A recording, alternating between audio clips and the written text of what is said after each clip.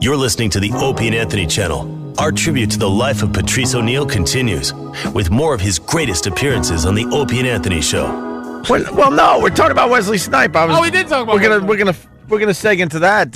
He gets 3 years. Yeah, you can't put Blade away though for 3 years, which I think and is 3 federal years. That's a long time. Here's the story. This is why he said he didn't feel like he had to pay taxes. The government alleges Snipes owes nearly $3 million in back taxes. For over 8 years, he engaged in numerous steps of tax defiance conduct, everything from submitting bogus bills of exchange to the government, to accusing the government that the actual tax prosecutors are at risk if they go after him, to filing frivolous documents for years on end. He claimed he didn't have to pay taxes, arguing the government has no right to collect. He was acquitted in February of 5 additional charges, including felony tax fraud and conspiracy. For now, Snipes is free. He'll be notified when he has to surrender to authorities. That always makes me laugh. What? It's like, well, you're free to go. You're going to do 3 years. We're going to put you in prison for 3 years. But hang out. We'll give you a call when we want you to report in. What do you do? What do you do? Just bang everything in sight? And how do you sleep? Knowing, I'd be staring at the ceiling just like, oh, boy. Do I get the call tomorrow morning? Looking at the clock, just going, there's another minute of freedom. I don't know much about him. I haven't read about him in over the years, but is he all right in the head? Why would he take a chance like that? To hold on to his money? We all hate paying taxes, but why would you actually take a chance like that? To hold on to your money. I tell you what, you don't understand money till much later where I'm from. Is that it? Yeah. And Wesley is from where I'm from. He's from the hood. Yeah. And you just don't. I'm paying for my N-word rich. Hey, you said I was N-word rich. Yeah. Patrice, you said in the office that this is going to affect the movie business. Are you serious? In what way? I don't know. A lot of empty straight to DVD cases. Steven Seagal's like, yes! Yeah, Wesley's been putting out some garbage. Oh, my God. He's been putting out movies called, and everything has "or" at the end. The decapitator, the agitator, the elevator, the exterminator. Now we and it's look always up his movies. It's always him. Yeah. Well, there is the contractor, and the detonator. God, the guy's he's on to something. That's the first 2 movies I see: a detonator, the tax evader, and the contractor. But got the "or" at the end. All the boxes, right? Yeah. Have him. There's an explosion of something blowing up behind him, right? And a white woman that's sweaty, like on the side of him, on every movie box.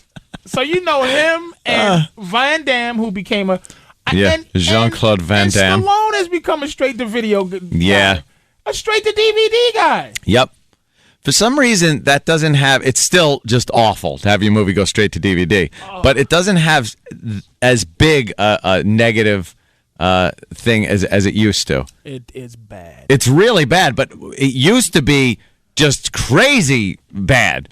But now it's it has to go, even if it goes to the theater for 3 days. Right. It has to be in Wesley, first of all, how do you make enough money from that to owe the government millions? That was his Blade money. Because Blade has been the only thing that's not been straight to DVD for him. Yeah, hey, Blade is huge. Really fast. Blade came out 10 years ago, by the way. After that, it was Future Sport, The Art of War, Disappearing Acts, Liberty Stands Still, Zigzag. Then he finally got Blade 2 out there. Undisputed, Unstoppable. Then Blade 3. Then Blade Trinity. And then Unstoppable? Unstoppable. Have you ever heard that? Has that ever been at the AMC theater? Have you heard of 7 Seconds or The Marksman or Chaos? The Detonator? Hard Luck? The Contractor? He must have been getting paid with Gallows cash. Walker. Yeah. And he must have been selling those out the back of his truck. He's just getting piles of cash. And Steven Seagal got the same movies that come to DVD, and you don't know it's on until it comes on USA. Yeah. And he doesn't do... At some point... You're like, when did he make this? He stopped doing karate. Yeah. And he just stands with his hands folded over his gut, and he just goes... Yeah. Zibba zabba zim zang. And that awful those plugs that he had, his other hair's falling out now. Yeah. So he just has the plugs still. Plugs there, in the front. but the other hair is so now the plugs are like a peninsula. He's got an atoll. It's when did Wesley make $40 million from these movies? Got to be Blade money. You gotta Got to be Blade money. Yeah. That Blade series is huge. Huge. Well, when he gets out, he's going to have to do The Protector 2. So that's happening. How do you today. think he'll hold up in prison? He'll be all Wesley right. can fight. Yeah. It's like some 5th degree. Oh, okay. He'll do all right. Which is And- why his career, by the way. Isn't he going to kind of a country club type prison though? You think? No. Dude, You think he's going? federal lockup. Yeah. He's doing the real deal, huh? Yeah, federal drug lockup. dealers in Fed prisons, man. Yeah. But Wesley Yeah. can fight. He's gonna have. He might have to, but he can fight. Hey, Wesley Snipes. Think he's going to be having a good time? One flag. Oh No. only one flag. One Fine flag. for Wesley. One flag. What if Wesley decides to bolt? 2 flags. Only two Just two flags. flags, If he no. gets out of the country. No. Well, oh, you didn't say if he made it. And where's he gonna hide in the Congo? Yeah. Where's he going? They don't have spas in the Congo. Wesley's a star. He's used to. That's got to be the worst. Sitting there. Here's your first night in prison. You know you got 3 years to go. You're sitting on that nasty bed. You just sitting there going, remember having 3 white women in my trailer during, Blade. And some goofy ass asking you about, hey man, does Woody really smoke that much weed? Yeah. Cavassier. He probably has to have a roommate. He's sitting there just, thinking about all the people, the scrubs that would have to bring him stuff when he snapped his fingers, just like, hey, kid, get me a latte. Do you really think white men can't jump? And is there a lot of money on that train for real? And there he is in the joint. You do. Hey Oh, man, that let me poor ask you bastard. something. How come you can live in the day and the other ones can't? Tell me, you never really explain that. You never really explain that. Gotta explain every dumb movie he's ever been in. Yo, you ain't so bad without your sword. Oh, damn. And he'd just be like, here it goes. Now I got to fight. Yeah, you look like you kicked a lot of ass in that movie. Hey, how come you didn't just get frozen? How come you just didn't get frozen like Demolition Man? Well, it was a picture. It was a movie I was making. And Man, if I could get frozen like y'all come back in the year 2322. Cars be flying. You stupid, Wesley. You and Stallone should got frozen like you did in that movie. Come out and beat up the cops because they don't know nothing about what you do. yeah. You should have got frozen and came back when there's no such thing as taxes. I'd have waited till the statute of limitations was up on the tax crap, Wesley. He's right. You is stupid. How'd you get caught? Why didn't you just go to your Blade lair and have Chris Christopherson hide you? Yeah, that old Bobby McGee writing mother. Wait a minute. Nigga, you better not bite me when I'm asleep.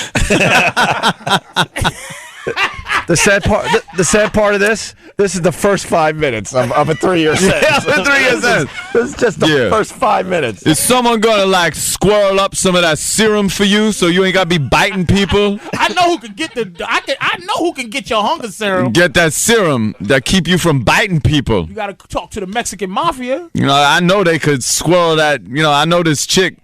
Don't bite them because you get that tattoo ink all in your bloodstream.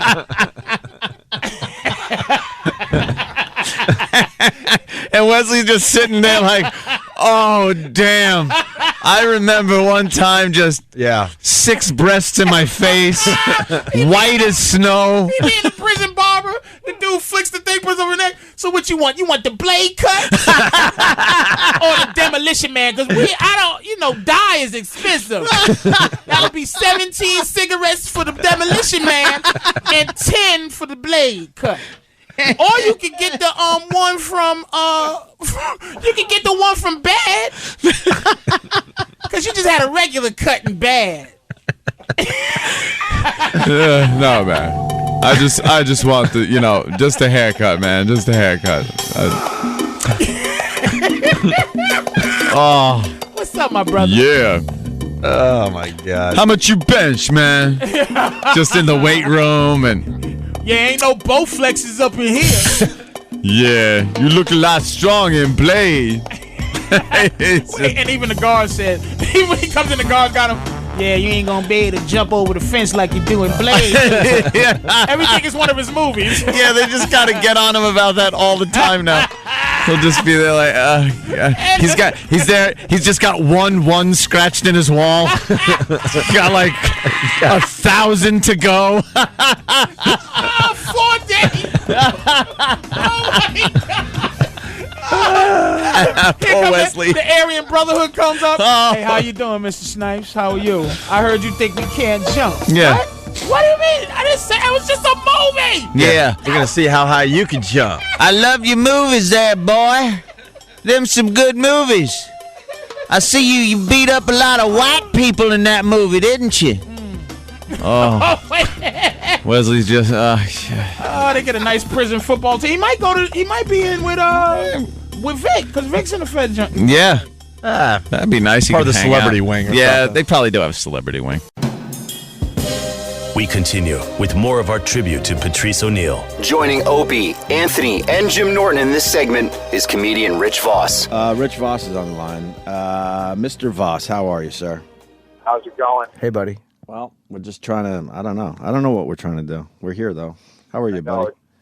I've had nonstop anxiety. I'm devastated. And it's all because I spelled his name wrong. Yes. Only Rich. I guess. Only Rich. I don't know who had it, but Huffington Post had like everyone's tweets. I think it was them. Yeah. And Rich was the only one that spelled it wrong. Spelled his name wrong. But that's honestly, that's perfect, Rich. Yeah. You coming from you, that's perfect. Yeah, he wouldn't have had it any other way. Yes. And I didn't even know this Huffington Posting. I'm in there at home late last night. I'm looking at it. There's some nice whatever tweets, this and that. And I said to Bonnie, I go, this media, I'm one of his best friends in the world. And she said, well, they might have put it in if you didn't spell his name wrong, stupid. But, it's hard for me to show emotions. You guys know that. Right. And when I'm when I get the news in the morning, I'm really sad. And, I'm trying to go about my day, and I'm in the parking lot at Dunkin' Donuts writing this, and all of a sudden, tears and snot and everything's running down my nose. But then I'm thinking, well, maybe the Giants will bounce back next week. So, it's really probably the most devastated I've ever felt in my. I don't know, nothing like this has ever happened, even with anybody in my family. I was never as close to anybody as of now in my life and my family as I was to him. And like I said in the dumb tweet, the most fun I've ever had in my life. He was involved. Norton was involved. But there were times we stood outside of Boston Comedy Club, and people in their apartments were yelling at us to shut up. Right. They were hanging out the window, shut up, and we're just out there. Did you feel like you were on stage? Yeah, me, you, Keith, fucking Bobby. Oh, God. Yeah, it was just the most fun. There's nothing with him but good memories.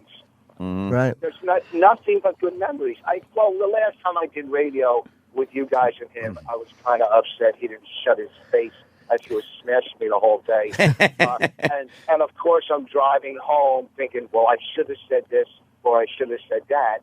But nothing but good memories, and the most fun in my life as a comic because the most fun of my life is from being a comic. Yeah, most fun from being a comic. I got to ask you guys something because what I've heard a lot in the last month or so is this one really hurts. And you guys are in the world more than us, although we get a taste of it, where you've seen a lot of guys die young. Yeah. But a lot of you guys are saying this one really fucking hurts, and I've said the exact same fucking thing. This one really fucking stings, and I want to know why. Well, one, it came out of nowhere. I had to ask him. Out of More nowhere. for Jimmy because Dude, Jimmy the articulate it, but the last thing you saw that it's on a roll. The last thing you saw Patrice do on TV was that roast. Yeah. He completely stole the whole roast. Right. Completely. So, you're at his bar because he's bigger than life. And I said this too. He's what, Rich? I didn't hear. He's bigger what? Bigger than life. Right, yes. When Patrice was around, like when we sit at the cellar, and like last night we were there, we're having a good time. But when Patrice was around, you really had to step up your game.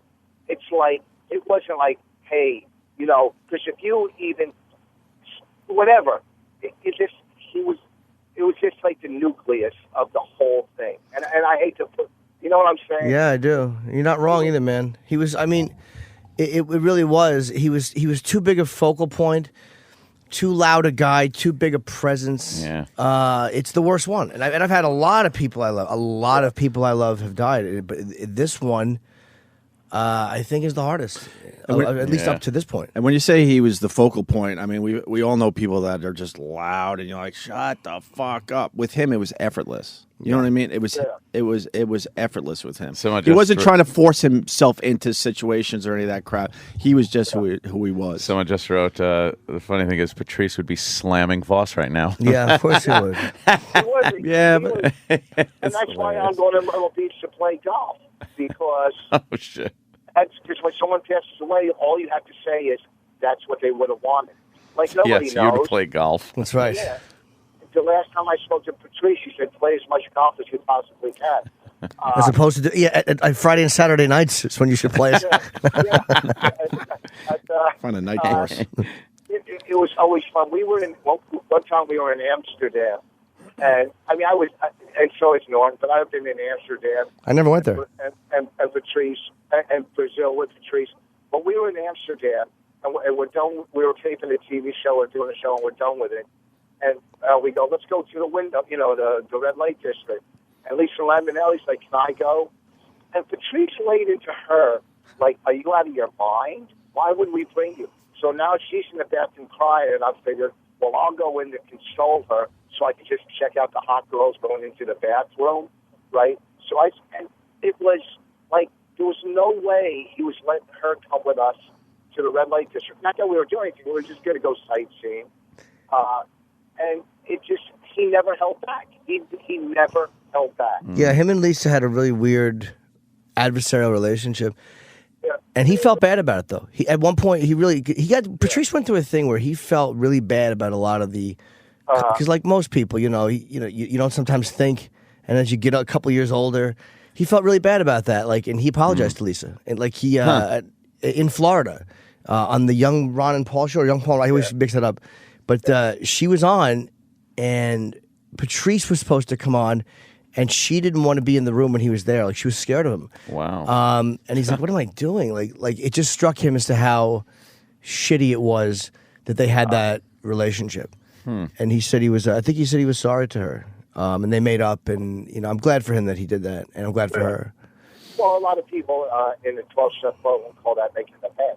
Yeah, I understand that, but he wasn't, he wasn't sober. He didn't need to be sober. He wasn't an alcoholic. No, not at all. But I mean, it was always fun. And I don't think when he did that in Amsterdam it was personal. It was just that, hey, this is dudes. We're going to go to the red light district. If it would have been any female, he would have done. Yeah. He would have been. No, you're not coming. He gave her a hard time, though. He gave Lisa a hard time, and she'll tell you that, and he would have told you that. Well, I know, but we all give each other a hard time. We were at Caroline's years ago, and I was host. He was on the show, and he went up, and his whole set was smashing me and how I slobber, and he's up there doing his act with a speech impediment. Okay? And I've never been as mad as I've ever been in my life, and I went up there, and I was just like, I couldn't even, But there was times at Caroline's. We used to do this bit, me and Patrice, where he would go on, if I was hosting, he'd go on stage, and he'd kill no matter what. And then I'd go on after him, and I'd start, like, talking with somebody in the audience, and I would say something like, oh, look at the size of your eyes, one of my dumb bits. And in the back, you'd hear, Jesus, at the top of his lungs. Jesus, maybe he has that eye disease, right? And then I would say something to somebody else, and you'd hear, Jesus, right? And it was the most fun how we would go back and forth, and it was so unforced. He just made it seem like it was supposed to happen. I remember him sitting back by the where the comics, where the dressing room is at Caroline's, just right where you guys come out, and sitting back there and just trashing Rich as he was doing his act. Just sitting there going, "Shut up, shut up." Was he with us that horrible New Year's Eve? Yes. And we went to the worst restaurant of our lives. Yeah, you had a mouthful of like herring or some shit. Wait, was that with you guys that we met you and your ex-girlfriend years ago? Yeah. 2000, we were off the air at that point. We all went out. That was it. Yeah, it was with Melinda at the time. Yes. And we were walking down the street, and there was some homeless people, of course, out on the street. And we passed by, I guess, a couple of black homeless people. And then Melinda pulled out a $5 and gave it to one of the white homeless people, and Patrice just laid into her. He said, "Oh, look at you, you're a sweet little racist," and just started fucking pounding her. It was hilarious.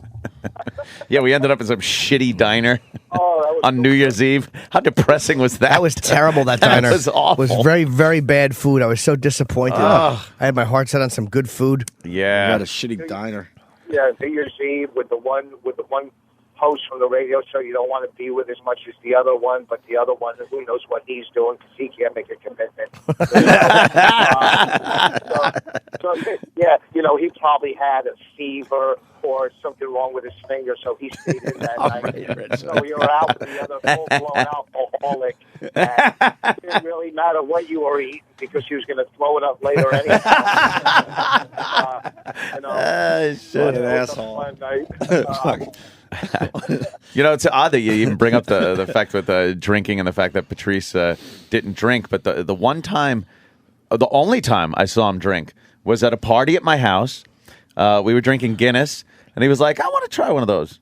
I was like, "Oh, fuck yeah," I gave him a Guinness, and I just remember he sat in that big leather chair. I have this big fucking leather chair. No one sits in it in my house. And he fucking kicked back in this thing and drank a Guinness, and it was just really a cool fucking thing to hang out and actually have a beer with Patrice. That was fun. I don't know if I ever saw him drink. I mean, maybe in Brazil. We did Brazil, I think, 3 times together.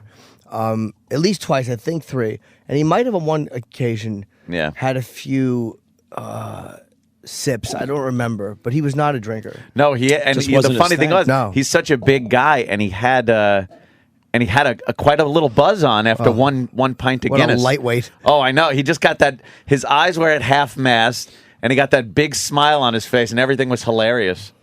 And it was kind of cold watching him sit in that giant chair, just drinking. We were in Amsterdam, and I'm with another comic from England. I told this story before. From England, his name's John Seeley or whatever. English comic. John. So funny guy. So we're in the red light district, me and him. And for some reason, I wasn't going in that night. I just was hanging out with him. So he went. This guy John goes into the into a window, and he's doing whatever with the prostitute. Then after he's smoking pot with her, and the prostitute says to him, "What do you do?" And this is one prostitute out of a million. And John says, "I'm a comedian." And the prostitute goes, "Do you know Patrice?" Out of all the people, a prostitute in a window in Amsterdam. You know Patrice? And John said, "Yeah." And then the prostitute said, "He made me cry in the bathroom." So, what are the odds? Just nothing but great stories. It's devastating. This is, it like Norton says, he was bigger than life. No, I said that. Sorry, larger than life is an expression we've probably both embraced at one point. Sure. Yes. Between us, we're 90. Yeah, that's true. So, anyhow, I'm driving to the stupid airport. And when I get to the airport, I got to do a call into some radio show on Myrtle Beach, but not about this. So it's going to be, and it's going to be the guy and the girl and they're going to be all happy. Oh, God. In the middle of it, I'll probably just start crying. You know? And what's wrong? Well, besides the fact I'm talking to you two, that's what I'll tell them. Well, why not? Just go with it. Tell them what's going on. Like, I have to do radio after this. I have to do a phoner to promote a gig. And so, what? I can't pretend it's not happening. Yeah, yeah. Yeah. Fuck those little zoo crews, the morning shows. If they can't handle a real moment. Oh, yeah, boy. fuck them. They don't deserve to. They deserve what they get, which is nothing. Exactly. Well, that's what they get when I call in anyhow. A little self-deprecating humor. Yes, of course. It's like a number after the World Trade Centers when you guys were in it, and I called in and you started for some reason smash me, and they go, "Well, we're back." Yeah. Was that how we got back into the jokes? Going after Voss? Probably. I always wondered what the first one was. Yeah, you got back into real jokes. As he said, after the World Trade Centers. Yeah. All of them. There's a lot of them down there. Yeah. The jokes and the riddles and then the wacky games. That's when it all started up again. Did we have wacky games back then? Oh, we always have wacky games, don't we? All right, I'll give him that one. Yeah, wacky games. All right, Rich. All right, well, listen, everybody hanging there. Well, that's it. Riddles. People got riddles? Yeah, I guess we got riddles, we did too. a riddle. We did a riddle segment, Rich. Riddle me this, Batman. Please, whatever you did. Riddles. Riddles. Horns in your hat. Hold you. Riddles. Riddles. What else do you call them? Riddles. When was the last time riddles meant anything to anyone? They're on Dixie cups. Right, yeah. I'll talk to you guys later. Bye. All right, Rich. Thank you, brother. Remembering Patrice O'Neal, his greatest moments on O&A. Yeah, we were just talking about horrible movies that come on the Sci-Fi Channel. The Sci-Fi original movies are so utterly bad. The special effects are terrible. Is Debbie Gibson in that? Was that Debbie Lorenzo Gibson? Lamas, and there's Mega Shark. Mega Shark versus what? The name of the movie is called Giant Octopus versus Mega Shark. They couldn't even give Giant Octopus a cool name. They just called it Giant Octopus versus Mega Shark. Versus at least Mega Shark is kind of cool. And you know cool. what? Here's the great thing about sci-fi. They have an all-day theme. It'll be 20 movies, but it'll all be there's spring break shark frenzy. You guys missed this. You guys see what happens to the Golden Gate Bridge. Mega Shark jumps out of the water and bites it in half. Mega Shark is biting the Golden Gate Bridge. Mega Shark is giant. Because because Patrice said Mega Shark jumps out of the water and eats a passenger jet. And I'm like, how could a shark fucking get that high up? Mega Shark, man. And the dude looked out the window and said, "Oh, shh." And the shush was, the it was cut off. Yeah. Oh, there it is. How did Mega Shark get it? Mega Shark is the shit. Well, what about Giant Octopus? Just got a plane too. Don't fuck around with Giant Octopus either. Deborah Gibson. Yes, Debbie Gibson's in that. Oh, just bit a fucking destroyer. Octopus wins every time there. I don't know. Mega fucking shark has no arms. They showed a guy looking out the plane window and Mega Shark just ate the plane. Every Saturday, if I'm not fucking working, I gotta see this movie now. I'm watching Sci-Fi's original programming. You know what fucks me up about Sci-Fi's programming, their original programming too? They depend so much on CGI, but they have the worst people doing it. Worst. It is amongst the I've seen indie films that have no budget, that must have had some talented computer guys that were able to do some pretty decent CGI. This is so fucking bad. You can't even get into it. Like, first of all, a flying jet airliner nowadays, I could do it. I could do it on my Mac and make it look like a fucking jet airliner. That looked so bad. What's wrong with these fucking... I'm laughing because I'm so into these, but I hate them with all my heart. They do ripoffs. Their version of it'll be like The Terminatrix. Oh no! And it'll be a fucking or Star kinda Trekkie, and it'll be Lorenzo Lamas, fucking Bruce Boxleitner. They had one called recently. It was a new one that just premiered. The premiere of world premiere. It was a Western town in the old days in the 1800s that was attacked by New Age aliens. Oh, that's kind of cool. So they had to fight them but it was Sci-Fi Network. So it's not done. Cool. Yeah. And they had to fight these things with their fucking, their 6-shooters and their fucking homemade bombs and shit. It just who else is in a lot of those? What's his name? Lou Phillips Diamond. Lou Diamond Phillips. But he's in a good show called The Cleaner now. Diamonds because no, that's Benjamin Bratt. Yeah, Holy shit! My fault. Hey, yeah. Rennie from GenericShow.com writes, Opie, the company that makes this also makes the movies that rip off blockbuster movies like Patrice was saying. The company made Transmorphers. Transmorphers? What a rip off. And they do part 2s of movies that were good. Right, and to completely fuck them up. And they just turn them into, and they had another one, who was in it? What's the guy? He used to be Ken... Oh man, big guy, kind of big. He used to be an action guy, pretty known back in the day. But he was in. It was a movie called Cobra, Giant Cobra versus. They like the versus. What's the dragon? Giant Cobra versus Komodo dragon. Versus. It's got to be a versus. It was versus. That's like Ali Frazier, man. Ali versus Frazier. Footer has one too that he saw. Footer. Lizard Bee. Hey. Hey, there was one that I was flipping through and I saw, and it was just, it was Rock Monster or something. And I don't know how you would make a Rock Monster cool anyway, but all this was like the side of a mountain would come alive and just fucking start eating people. And they don't even try with the names. It's like, just call it Rock Monster. It is what it fucking is. Wait, I got to ask, though, what's the excuse that people use that they need to get close to Rock Monster? Rock Monster? Because all you would have to do is stay away from the fucking mountain, and Stay around for the mountain. and you would never get eaten. No, you know better than anybody. Being a hiker, that you have to hike, and you're near the mountains. Right. And next thing you know, the side of the mountain, it's a man. Oh shit, that guy. Yeah. No, hold on, Giant Cobra.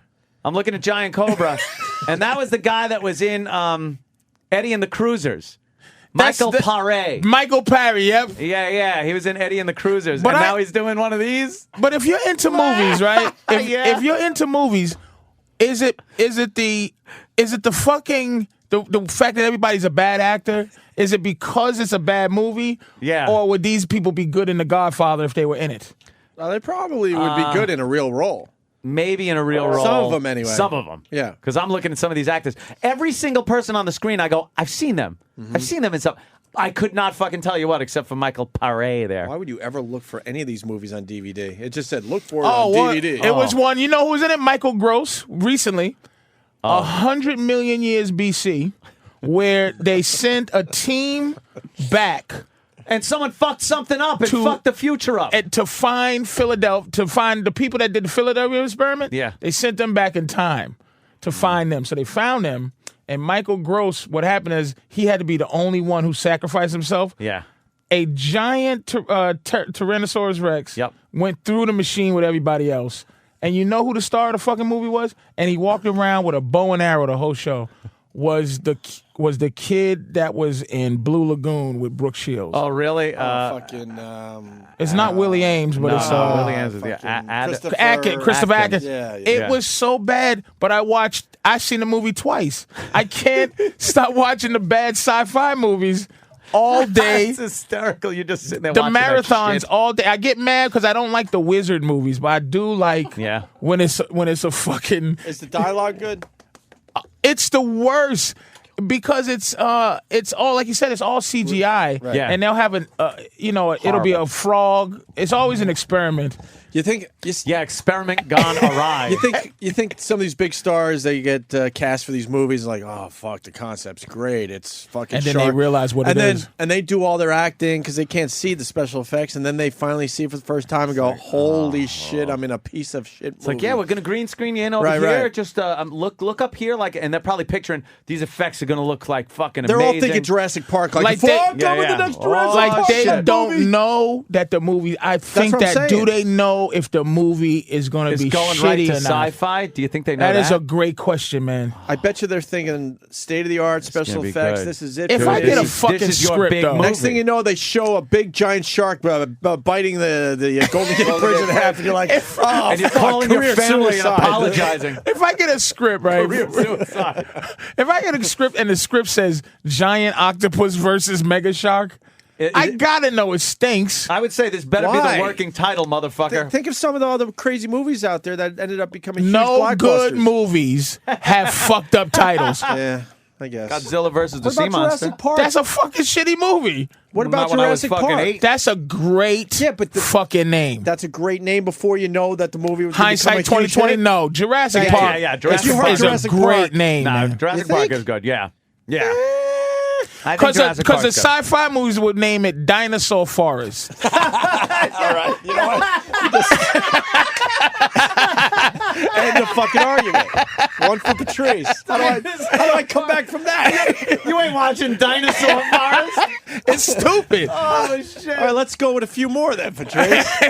Fuck, I got to think of a couple movies now. God damn, that's a good one. Because I watch these movies, they're always named stupid, man. Sci-fi, yeah. Think of it like a Jurassic Park movie. Wait.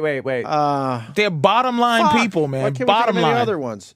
Sci-fi. I was just gonna go with basic shit like Godzilla, King Kong, but Well, those yeah, are I shitty know, I movies know, I anyway. know. You got to think of like some good sci-fis. Danny Danny got knows one? some good sci-fis. Yeah, you must know some Sci-fi sci-fi. flicks. No, a movie that became huge, but if you looked at the title, and then Patrice will explain why the title was always great and how it would be. Jaws. How about like Star Star Trek. Jaws? He's got Jaws. Teeth. Just teeth. What would all right? Wait. Let me tell you something. There's a movie that they have about evil attacking fucking birds. You know what it's called? Caw. No, Caw. All right, what would sci-fi call Close Encounters of the Third Kind? Oh. All right, thank you, I got one. Patrice. Go ahead. They go Alien Mountain. That's a good name, Alien Mountain. Aliens are visiting us. All right, we're gonna put you to the Or test. they would name it to the sound of the doo doo. It would be called doo doo doo doo doo. Sci-Fi Network stinks. Five alien notes. Yes, alien notes. They Close Encounters of the Third Kind is a great. Yeah. All right, Just fucking great. we got Matt in West Virginia. Patrice Iron Man. Steel dude. Fuck, that's what Matt had too. Steel guy. Steel guy. Matt had Steel guy. Very good. They suck. Did we do Star Wars yet? Oh no. Star Wars. Galactic fighting. How about The Terminator? Now they had a term and they called it robot hunter. I was gonna say robot killer from Robot. the future. So they I'm did that telling one. you, yes. All right, yeah. robot killer, and then in parentheses Yeah. from the future. From the future. How about this one? A newer movie. Thank you, Steve Nolan, Madison, Wisconsin. Cloverfield. That's a good one. They might call it Cloverfield. Cloverfield might be a Sci-Fi Channel named. Someone said New York Monster. It's not far off. Oh, is that fucking good? New York Monster. Close Encounters. Rex writes Mashed Potato Mountain. I'm trying to think of other ones. Someone's got Mars Attacked. Mars Attacks. Right, Nick? Mars Attacks? Mars Attacks. Planet of the Apes is pretty much Planet of the Apes. Yeah. Yes. It's like Planet of Apes. They'd probably take the out of it.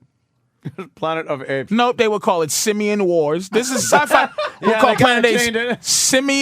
Simians versus humans. Mars Attacks would be Red Chaos from Beyond. It's awful. They have to use the word beyond a lot, too. This is a tough one. 12 Monkeys. 12 fucking monkeys. 12 Monkeys was a good movie. Eek.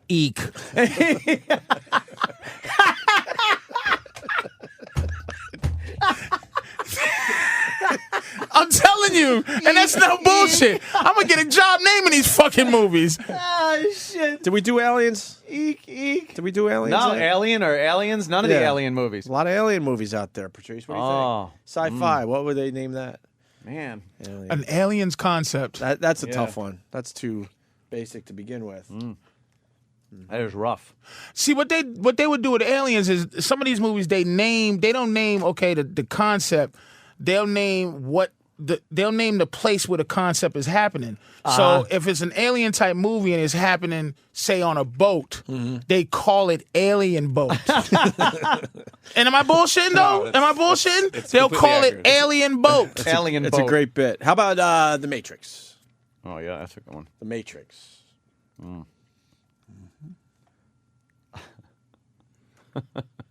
Cyber runners. Cyber would be in it. Cyber has to be in it because that's Cyber would definitely be in it. You know what? Ready? And it'll be nice and Cyber Chaos. Someone just put Cyber Chaos. No. Someone just wrote, "Help! I'm trapped in the computer." Oh shit! I'm sorry I missed your name. That's fucking funny, man. Help! I'm trapped in the computer. And the follow-up called "Your Bullets Are Slow." How about? This already sounds kind of sci-fi. Back to the Future. Oh, Back to the Future. Oh, that's got to be an easy one because they would have probably stole it if they stole that. Yeah. Time Car. Yes, of course. Time Car. I like Time Car. Time Ready? Car. Yeah. Future change.